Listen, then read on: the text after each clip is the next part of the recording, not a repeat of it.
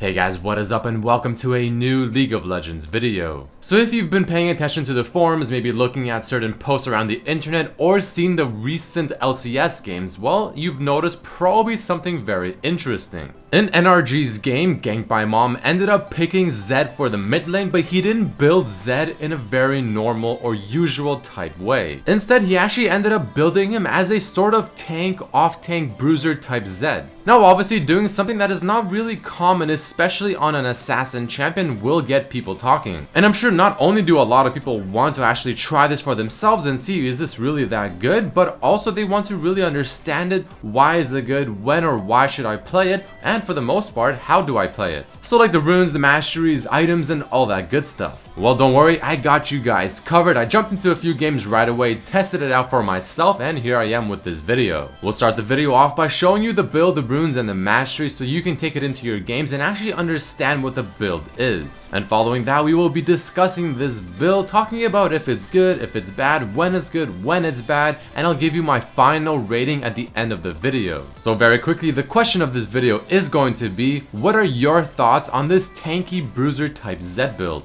And if you end up enjoying this video, make sure to definitely hit that like button. Alright, so let's start things off by taking a look at what items you want to get when playing this tanky kind of off-tank bruiser type Zed. So you want to start the game off by picking up the Doran's shield and a potion. Now starting with the Doran's isn't absolutely vital or core. I mean, you can still go longsword, you can maybe even go cloth armor or boots. But the Doran's just seems to fit the build idea much better, obviously being somewhat tanky. And it'll also give you that little bit of extra HP, which will definitely help the Titanic Hydra once you finally do get it. Moving on to the core items that Ganked by Mom got, which in my opinion are also very good: Maw Malmortius, Titanic Hydra, and most likely the Sterix Gauge. Maw because, well, it is still considered a defensive tanky type item since it does give you a lot of magic resistance, the extra shield once you get lower on HP, and the item is overall just perfect for the greater scheme of things. For boots, it does come down to preference and what you're facing. Now Ganked by Mom seem to prefer the boots of swiftness because the mobility is just very useful. The reduced duration on slows is nice as well, but again, you can also go Mercury Treads, you can go the armor boots, or something that I personally like in this build, the Ionian boots. The reason I like these boots is because, as you'll soon see in the runes, there's no CDR, you have no CDR in any of your items, so having a little bit there is pretty nice. Titanic Hydra is probably the most core item in this build because it essentially makes your build and you build around this item. Following that, Sterix Gauge is overall a well-rounded item as well, fairly cheap, gives you a lot of stats, makes you very tanky, and works with Titanic Hydra exceptionally. Now the items to choose from. Now this is where things can get a little more difficult. It depends again on what you're facing. I mean, Deadman's Plate with the bonus damage you have as you actually activate it and auto attack your target is very nice. So if the enemy team has a decent amount of AD damage, well, I highly recommend this item. I also think Bloodthirster is quite good because at the end of the day, it is an offensive item, but the shield that it offers is considered to be a defensive type stat, since it essentially overall makes your effective HP higher.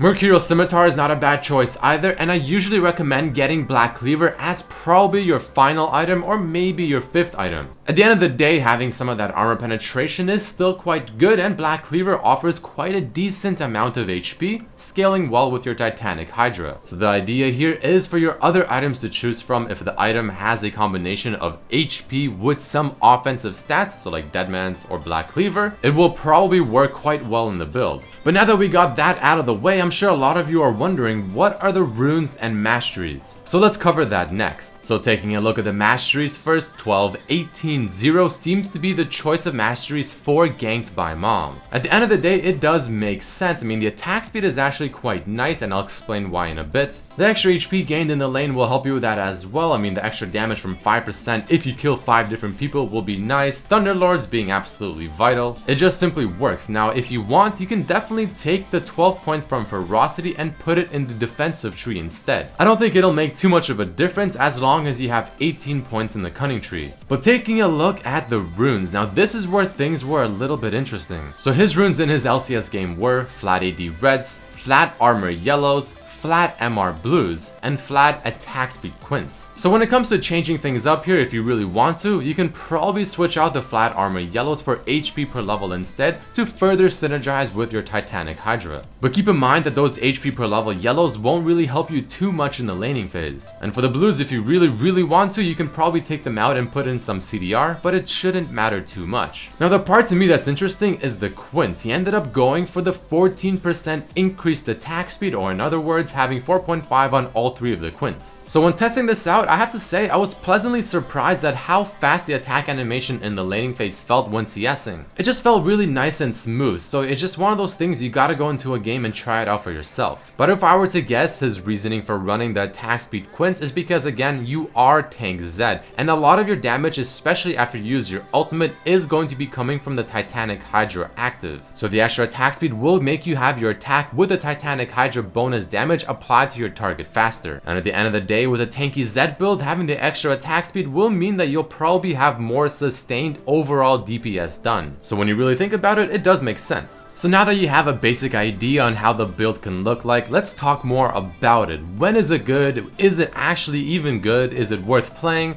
Let's talk about that. So what exactly are the good parts of this build, and why should I even care about it? Well, from my experience so far, it has a durable laning phase. I mean, having the flat armor, the flat MR, the Doran shield, you are quite tanky. So you overall just feel a bit safer, and I have to say, for the most part, it is a good feeling. And your damage when it comes to the harass, especially with the damage from Thunderlords, its base damage being still quite high, it doesn't really feel like you're lacking too much damage at all. At the end of the day, the base damage on Zed's abilities isn't anything to laugh at, so you are going to still be quite a threat. He also has a little bit of synergy with his items. So for instance, again, if you have Dead Man's Plate and Titanic Hydra, you use your ultimate on the target, you activate the Titanic Hydra, it does bonus damage, it applies to the Deathmark damage, you have the damage from your Dead Man's Plate as well. It all comes together and it works quite nice. And the cool thing is you can actually initiate team fights because, again, you are going to be quite durable with this build, so you can take a little bit of punishment. And the interesting thing about this is the fact that you are obviously still playing Zed, so when you initiate a fight and you are fairly tanky, the enemy team is still going to look at you as Zed, as an assassin, as a big threat, and they'll still try to do everything they can to try and focus you down, and little do they know you are going to be taking a lot more punishment than the usual Zed. This can easily bait in a lot of people and give your team a little bit more breathing room. In my opinion, one of the main things that's making this work quite well at the moment is the fact that the damage from Thunderlords and the base damage it provides is nothing to laugh at. So even though you are still technically sacrificing some damage in order to opt for the slightly more tanky route,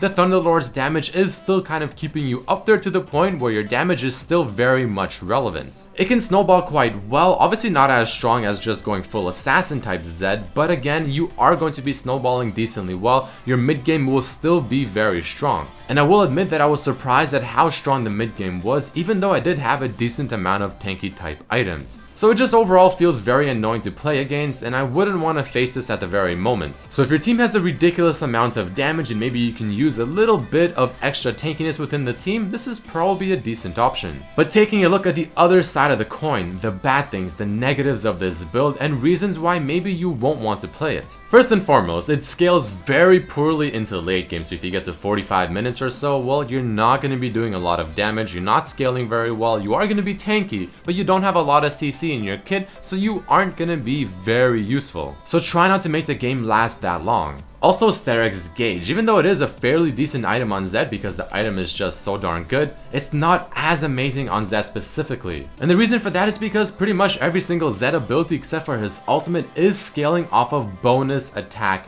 damage. It doesn't scale off of your base attack damage. So that part is a little bit unfortunate, but at the end of the day, it's still a good item. Is this Tank Akali version 2.0? That is the big question right now. I really hope it isn't, because I don't feel like Assassin should be played in such a weird and awkward way of just building mainly tank type items. They should be building raw AD items and playing like a true assassin. So it is still kind of awkward to play, and it isn't the true way you should be playing Zed. So if your team has a decent amount of tanks already and maybe not a lot of just raw damage, and you decide to play this tanky bruiser Zed, you better hope you finish the game by 35 minutes. And you also better hope that they don't have a Kog'Maw, Vayne, Fiora, or things like that. And now, as usual with these types of videos, I will end it off with my final thoughts and my final rating. So I decided to give this a rating of 6.5 out of 10, I mean, I think it does have some uses and it could be actually quite strong if you use it correctly. But to me, it feels like you need a team that is somewhat coordinated and is somewhat useful. If you're playing solo queue and you have to solo carry the game because let's say everyone else on your team is not doing so hot, it doesn't feel like this can just flat out hard carry. Or at least not as much as if you were to build Zed in the usual type way, full assassin. But it is a very interesting and different take on playing this assassin champion Zed, and I do like it and I think it's quite fun. So at the end of the day, I do recommend trying this out. I mean, the build is not bad, but it's nothing absolutely out of this world crazy overpowered. It is just a very okay build that can definitely work in the proper situations or scenarios. But if I had to choose between playing this build and playing the usual full assassin type Zed build, I'll probably still go with the full assassin. But if you're playing top lane Zed and you obviously need to bring a little bit of tankiness and off tank to your team, well, this is actually quite a decent option. But that is about it for this video, guys. There you have it, the new tank bruiser type Zed build that Ganked My Mom did in LCS, the one you're probably hearing about all over the internet at the very moment. I hope I made it clear enough to give you guys an idea on what this build is, how it works, what you should get, if it's good, if it's bad. And if I did and you enjoyed the video, definitely please hit that like button, share it with your friends so other people have an idea of this build as well, since you'll probably be seeing it in your games. Make sure to hit that subscribe button if you haven't yet, and definitely check out my other videos as well, such as the one where I discuss how strong is Aurelion Sol so far. But thank you all so much for watching, and I'll see you for the next video.